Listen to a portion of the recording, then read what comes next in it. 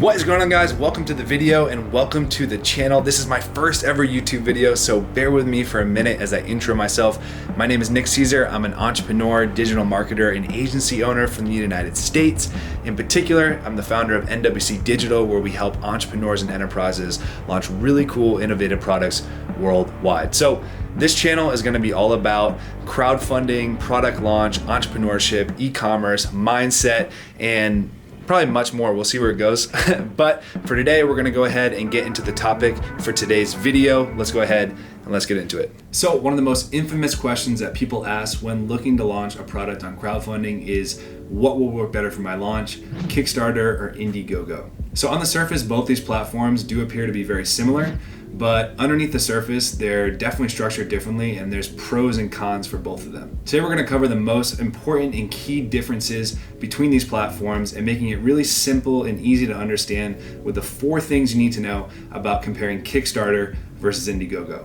Let's go ahead and let's get right into it. So the first thing you need to know is a background of both these platforms. Starting with Kickstarter, the platform that most people think about when they hear crowdfunding. They've done an amazing job positioning their brand around this. They've raised close to $5 billion with over 18 million backers since they were founded in 2009. And Kickstarter is broken up into 15 different categories, with the top 3 being games, design, and technology. Looking at the gaming category in particular, this category has done a staggering $1 billion alone, which is pretty incredible, making it a powerhouse for gaming-based product launches. That being said, if you have a game, no need to watch the rest of this video.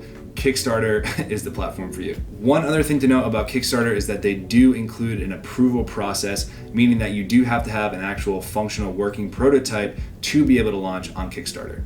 Next, let's talk about Indiegogo. So Indiegogo was actually founded 2 years earlier, before Kickstarter in 2007, and even though their records aren't public like Kickstarter, we can estimate that they've raised over or close to $2.5 billion since that time. With a community base of about 10 million active users, Indiegogo is broken up into 3 main categories, and from that, then 28 subcategories. Out of these categories, the most popular by far on Indiegogo is tech and innovation, where all of the current projects and their cool and clever finds actually fall under. When it comes to launching on Indiegogo as opposed to Kickstarter, there is no approval process and there's no prototype that's actually needed. So in conclusion, Kickstarter has a larger base than Indiegogo with about 22 million active users, where Indiegogo has about 10 million. However, that being said, both of them produce very large, profitable campaigns. Kickstarter is a game and design-centric platform, where Indiegogo is more of a tech and hardware-based platform. And lastly, it's easier to launch a product on Indiegogo as opposed to Kickstarter. So the second thing you need to know is how the funding works. So in terms of funding, there's a lot of ways in which both these platforms are actually very similar. In terms of payout time, platform fees, payment processing fees, and the countries in which you can ship to, all these are very similar amongst both of them. However, there are 2 big ways in which the funding is different on Kickstarter and Indiegogo. The first way in which the funding is different is the model in which Kickstarter and Indiegogo use. So Kickstarter uses what's known as fixed funding, meaning that if the campaign goal isn't reached during the duration of the campaign, then any of the funds that are collected automatically go back to the backers and no cards are charged. Now, Indiegogo offers fixed funding, just like Kickstarter, but they also offer what's known as flexible funding, meaning that if you don't hit the campaign goal during the duration of your campaign, the campaigners can actually have the ability to keep the funds and all the backers will have their cards charged. The second way funding is different is the way in which the backers are charged. So on Kickstarter, backers are charged once the campaign ends, and on Indiegogo, backers are charged as soon as they pledge on the campaign. So in conclusion, the location that you can ship to people, the platform fees themselves, and the time in which it takes for you to actually get paid out are very similar on both platforms. And receiving funds is easier on Indiegogo than it is on Kickstarter, which only releases funds after successfully funded campaigns. Whereas Indiegogo will actually allow for funds to be received even if the campaign goal hasn't been reached, and also allow for the disbursement of funds while the campaign is live.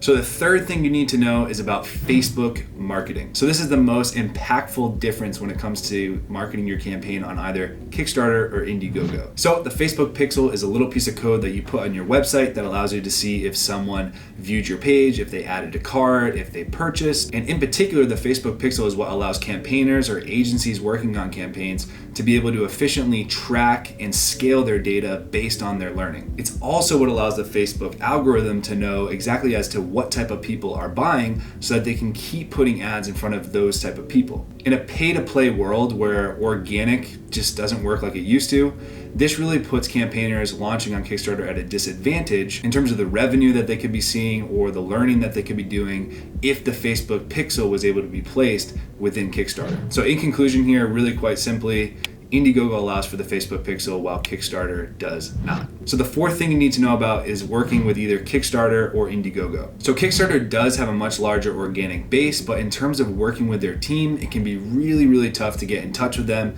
and even more tough to get promotions with them. In terms of working with Indiegogo, they have a very large team that's specifically dedicated to working with campaigners, making relationships, and being able to forge promotions together. And really guys, honestly, just from my experience, they're just a lot easier to talk to, a lot easier to access, and really they're keen on promoting these campaigns through things like their newsletter, their popular projects placement, carousel placement, and other touch points. So in conclusion here, Indiegogo partnerships and promotions are easier to secure.